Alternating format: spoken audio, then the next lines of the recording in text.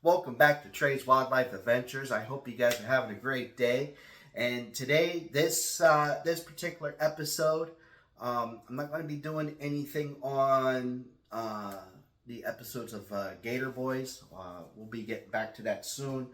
But one of the things that I kind of think that might be a good thing to talk about, and that is alligator bites. Um, so a lot of times when I was working at Native Village or Holiday Park or Gulf Coast Gator Ranch or Belly Swamp Safari, or even doing the road shows with Jimmy with Tails, Scales, and Teeth, a lot of times people would come up and ask after a show, have you ever been bit? Well, here's the thing. If you decide to wrestle alligators, it is, and we always, when we teach about alligator wrestling, and I'm just passing on the same information that my teachers and mentors taught me, so I give it to my next students. And that is, if you want to be an alligator wrestler and you want to learn how to wrestle alligator, it's not if you get bit, it's when you get bit. Because when you wrestle an alligator, you are going to get bit. It might not be a bad bite, might be a scratch or whatever, but you will get injured. That's what happens. That's what's that's part of wrestling alligators. You don't want to get bit, but it does happen. I have been bit quite a few times. I try to avoid bites as much as possible. I try to not push the limit as some other people do their shows, but I still get bit because I will push it a little bit here and there. My first ever alligator bite, I was 16 years old. I was working at Native Village in Hollywood, Florida. It's not there no more, but I was working there. I was 16 years old at the time, and it was near the end of summer, and I was getting ready to start school soon. And I was doing a show for a Swedish or Norway tour group, and I think it was like Yellow Brick Road was the name of the tour group or something. But in the tours that we would do at the Native Villages, that particular day, I would do a bull alligator demonstration with an alligator named Long Jaws or Lunge. Sometimes we would do a turtle show, which had like little, different sliders and an alligator snap turtle. We would do a venomous snake show, where we show different venomous snakes of Florida. And then we would do alligator wrestling to show them how the Seminoles would catch alligators. Sometimes we would do a history about the Seminole camp, Seminole village that we had there as well. So this particular day, it's a normal weekend, normal Sunday for me. And, all right, doing my show, and then get to the alligator wrestling area. And at that time, I had a good friend of mine. He was my spotter that day, and he was my narrator. So anytime you wrestle an alligator, especially, anytime you're doing an alligator wrestling, you always want backup. You want what they call a spotter. Sometimes you want multiple spotters depending on what's going on. But usually at least one is sufficient. And that spotter should be on their game. If they're not on their game, you are not in a good position. So this particular day, I'm getting ready to wrestle, and at the Native Village we had a sand area for land action for them to come out and bask and nest and whatever, and we would do our show on land. But we also had like a kidney shaped type pool where it was like 2.5, 3 feet deep, and the deepest part of one end, and then it got real shallow to the front end, to about like 6 inches deep. So a lot of times, what you would do during your shows, especially if it's a hot day, for me, I always like working them in the water. Some people like to work them a little bit in the water or whatever, and then they will bring them out of the land and do their show on land. I work them in the water. I would even get them in that shallow area to like turn around and try to bite me. And when they would bite, they would use their tail and mouth, and they swing. And when that tail swings in that shallow water, it just puts a big wave on people, kind of like a SeaWorld effect of splashing people. And so this particular gator that I was wrestling, his name was Scarbelly.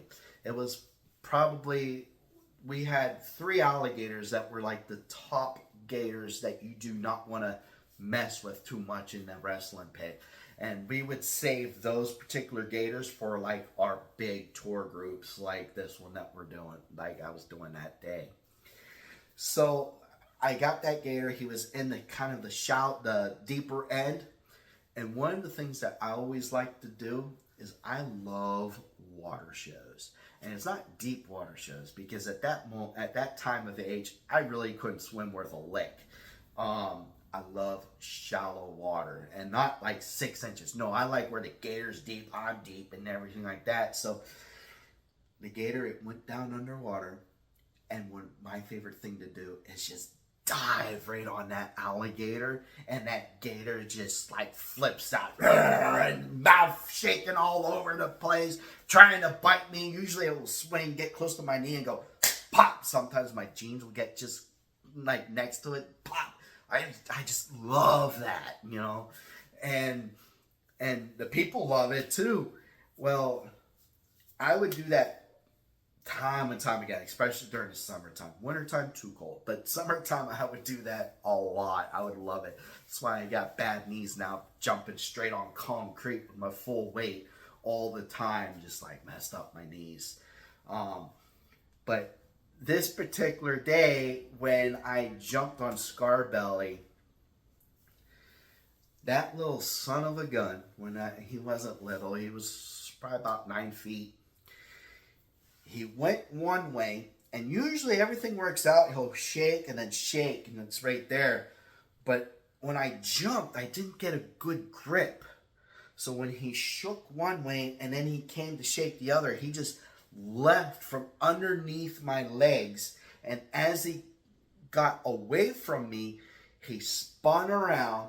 And as he spun around like this, getting ready to bite me, and so his mouth is coming like this, and I'm like, oh crap. So I go like this to block my head, because he's about to bite my head, and he grabs onto my arm just like this.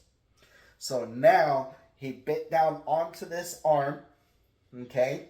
And now his body is straight out towards you guys. So his head is facing me, and his tail is that way, okay? This is not a good position. He's on me, and he's chomping like this on me, kind of like Jaws on that boat, you know? So he's like this, and I'm taking my hand. His nose is right over here, so I'm taking my hand like, when his nose is here, I'm taking my hand, and I'm tapping him on the nose like this. Come on. Because usually tapping on the nose, not punching or anything like that, tapping on the nose will make them upset, and they'll open up and let you go. 50% of the time, they'll open up and let you go. The other 50% of the time, it bites down harder. Guess what my odds were? Yeah, I bit down harder. So he's chomping down. Don't go for the eyes. Eyes don't work. Eyes fall down in hollow sockets, so you can't poke them out. So at this moment, the gator's here. Gator's doing that. And I'm tapping him. And I'm going, ow, ow, because I don't want to curse, because I got a whole bunch of people around me, and I'm trying to be professional, and I'm not saying like fuck or sorry, like, I'm not saying any of that. I'm just saying ow. So he's biting me, and I'm going, ow, ow, and then all of a sudden, my spotter still didn't come. He still had plenty of time to come and grab me. But then all of a sudden, someone jumped on the back of the alligator. And at that moment, I thought it was my spotter, right? Because I'm paying attention to this alligator like this.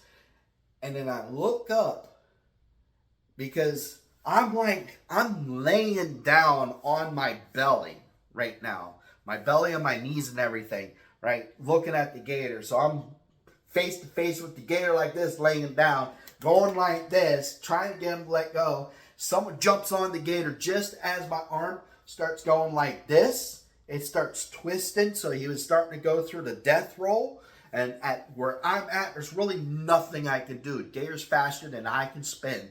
So I know my arm's going to be ripped off. And at that moment, someone jumped on the gator, slammed him back down, and I thought it was my spotter. And when I looked up, thank God, it was my mentor and second father, not blood father, but he was like my adopted father. His name was Skeet. He was the owner, person who ran Native Village. And he stopped that gator from spinning. He saved my arm. Him and God saved my arm. When that happened, Skeet had one of those, he had like the most bluest sky, bluest blue eyes you will ever see. So he's looking right at me. I'm looking at these blue eyes and I'm like, thank God he's here. And I'm still going like this. And he looks at me and he goes, Trey, just relax. I'm like, I am relaxed. He goes, relax more. So I relaxed more and kind of like just completely let my arm just go completely limp and just let the gator do what it's doing. And Skeet was already on the gator, had it under control. And Skeet's now on the back of the gator. And so if this is the alligator's head, like it's open, like that, right? Skeet took his hand right here on the tip of the nose. Here's the two nostrils would be right here. He took his hand just right in the front of the mouth there. And just went like this, real light with his fingers. So light. So light. That gator opened up, right up. I pulled my arm out. I got up. Skeet got off the alligator. And I said, thank you, thank you, thank you, Skeet. Thank you, God. And he looked at me. He goes, are you okay? And I looked down at my arm, right? And I'm like doing this with my arm. And I'm like, yeah, it works. I'm good. And he's like, all right, you're good? And I'm like, yeah. And Skeet said, all right, folks, round 2. And I was like, what the heck is he doing? I just got bit by an alligator. He's telling me round 2. So I knew what he was doing. It was because once you get bit, especially your first bite, and it was a bad bite, it could have been, my arm could have been gone if it wasn't for him. And so when he said round 2, I was like, all right, I got to make this guy proud. Because that was my thing. When I was at the Native Village, I always wanted to make Skeet proud of me. Because he was like my mentor, my second dad. You know, I had him on like this big pedestal, like he was almost like a god figure. Like he was just, I really looked up to that man. So I always wanted to make him proud. And he's like, all right, round 2. And I'm, okay. And he's like, get the same gator. I was like, the same gator? I'm going to grab the easy one now. So I went in. And I was like, I ain't jumping on this gator anymore, not in this water. So I grabbed it by the tail. Took me a while to work it. Pulled the gator out. Now, at this time, my adrenaline is pumping like crazy, so I'm not feeling no pain. But apparently, I'm bleeding everywhere because there was a couple holes in my arm. And I pull him out on land, work him a couple times, and I'm like, I still kind of have a nervousness of jumping on this gator. So I was like, I ain't quit catching this gator. So I'm like, frontal catch. And that's kind of when things have changed on when I catch gators. I used to always do quick catches, But after that, I was a frontal catch man all the time. So I caught him and I swung on him and I did the show, da da da da. And I was like, all right. And then we did baby gators. And then after that, I went. Skeet goes, "Are you okay?" And I'm like, "Yeah, I'm okay." And so we went to the back, into the back barn. Skeet got me a bottle of bleach, and we poured bleach all over my arm. Let me tell you what, the bleach hurt more than the gator bites. All right, at least at that moment. Oh my goodness, it hurt so bad. Bleached me up, bandaged me up. It wasn't too bad. He was like, "Why don't you go get that checked out at the doctors and everything?" My dad was there, and my dad at the time before that, my mom and dad ran the gift shop at Native Village and would help Skeet out with running the village. And then my mom got sick, and so my dad was there more mostly.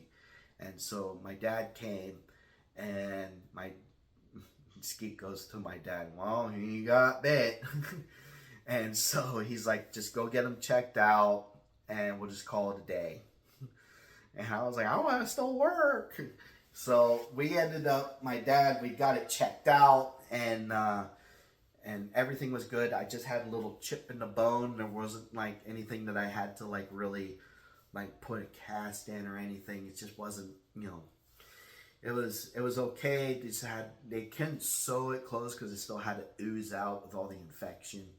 But it was pretty good. So then after that, my dad took me to the swap shop to go buy some school clothes, and that was my first bite. That was a fun time. Yeah, it was fun, but not fun at the same time. But I'll always remember old Scarbelly. Scarbelly was a bad gator. I love that gator. Even after he bit me, that was still my favorite alligator to wrestle. I had a second that time too when I went home. My mom, she was sick. She had cancer, so she couldn't get out of the house much. But it was very interesting because my mom and dad were very supportive of me growing up. Whatever I wanted to do, they would always support what I wanted to do, and they knew I loved animals and I wanted to work in a zoo. I wanted to be a zoologist or something in the zoo, curator, and so they always supported me. So when I got home, my mom found out. My dad called my mom and told her, and so she called me from her room, and I went in there, and she goes, "Let me see it." I was like, "Okay." I didn't want to tell her I got bit because, for me, I don't like, people seeing me get bit or talking about bites because, to me, that's an F on a very important test. When you get bit, it's not something to celebrate or to be like, "Yeah, I got bit. Let me tell everybody. Let me show everybody," or anything like that. But it's to me, when you get bit, it's a failure on your part. So I didn't want to tell her, but my dad already told her. So I went in. She goes, "Let me see." So I unbandaged everything and I showed her. I was like, "I got it there. And told her about what happened, told her about Skeet and everything. And she looked at me and she goes, "Did you at least finish the show?" Gosh. I was like, "Yes, Skeet made me finish the show." And she was very proud, very happy about that. Now, there was the guy who, my friend, good friend of mine that was narrating Spotted.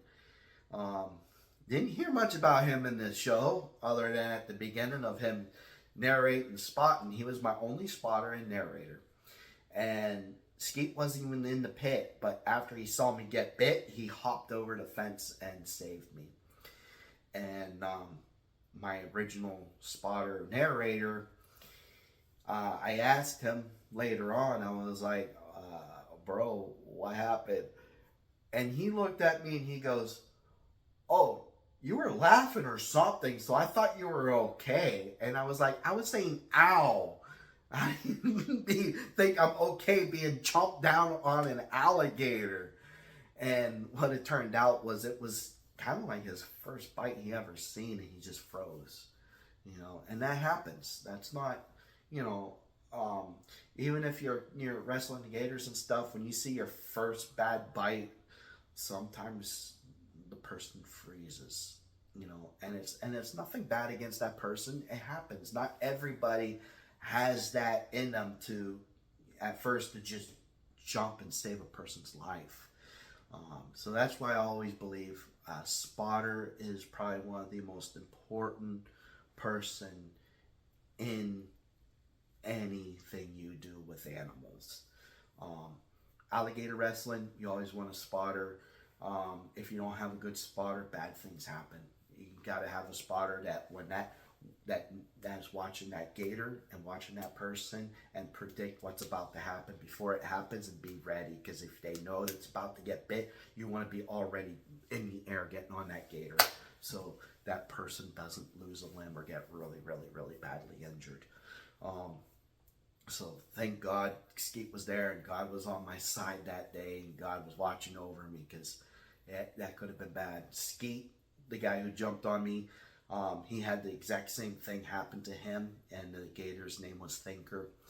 Thinker jumped up, bit him in the arm, and that gator death rolled right there, and he rolled with it, and it broke his arm in multiple areas. His pregnant wife jumped over the fence and saved him from completely losing the arm. He had to have special surgery, reconnect his whole arm and put metal pieces in and screws and stuff. He was like part robotic, parts in his body. But it could have been that bad, and he saved me before it got that bad. So I thank him with all my heart, and yeah, it was a really interesting time for me when that all happened. So yeah, that was my first bite. Man, I have been bit a few more times after that, and definitely spotters are number one. Again, I can't say it enough. Even when you're feeding, like doing a feeding show inside the gator pit, it's always good to have that extra spotter. And then recently, I think it was like last year, around February last year, I was at an alligator wrestling competition, and I wasn't part of it at all, but just watching it. And some bad accidents happened, and during that day there were some good spotters, and they saved those guys before bad things really happened. And I also there was a regular rodeo going on, so I went and watched the bull riders, and there was a gentleman that I became friends with that was there, and he does all the stuff with the bull riding. And so him and I were actually standing next to each other at a where the bulls come out of the chute with the cowboy on it to ride for that 8 seconds. And him and I were standing there, and he started teaching me about their spotters. So anytime you go to a rodeo, look at their spotters. They're called rodeo clowns, but they're bullfighters. So you have your rodeo clown who sits out usually in a barrel or something, completely decked out in clown gear, and he's just got a mic and joking all the time. He's a good bullfighter. So bullfighter doesn't necessarily mean the stabbing kind, like in Spain. These guys, they're bullfighters, and their main job, there's usually 3 to 4 of them. And you'll have your gate, right? And you'll have a bullfighter here, and here. So when that gate opens, right, that bolt comes out, and those guys, those bullfighters, they're all watching that bull and doing the exact same thing when I spot. The guy was explaining it all to me, so I just found it so interesting where he's watching they're watching the bull rider and they're watching the bull and kind of predicting the way I predict, how I try to predict things, and they're ready to jump in when it needs to. And so when that rider falls off of that bull, those bullfighters, or clowns, but they're bullfighters, they would go in and they know there's certain things, certain ways to touch that bull, to grab that bull, to get its attention away from the rider, so that rider has time to get up and get the heck out of there. Okay, those spotters are very important to them as well, and that's what the spotters of alligator wrestling are too. It's their job to make sure that they're putting their body in danger to save the rider's life. And that's how alligator spotters are the same way. They put their body in line to save that alligator wrestler's life. And so here's to all those spotters out there. Thank you for spotting me. Thank you for spotting all these other guys wrestling. And just want to say thank you guys for listening. If you like these videos, please put a comment under. If you have anything you want me to talk about, give some suggestions. I'm trying to get to the comments as much as I can. I'm still new at this. I'm still trying to figure all this stuff out. Eventually, I think we're going to try and do like some type of TikTok thing, or I don't know. I'm still trying to figure it all out. But just hit that like button. If you haven't subscribed yet, hit that subscribe button. And I'm going to try and see if we can get some more subscribers. I want to try to get to like 100 or something like that. That would be cool. So please share this video, share it on Facebook, share it on, however you can share your the videos.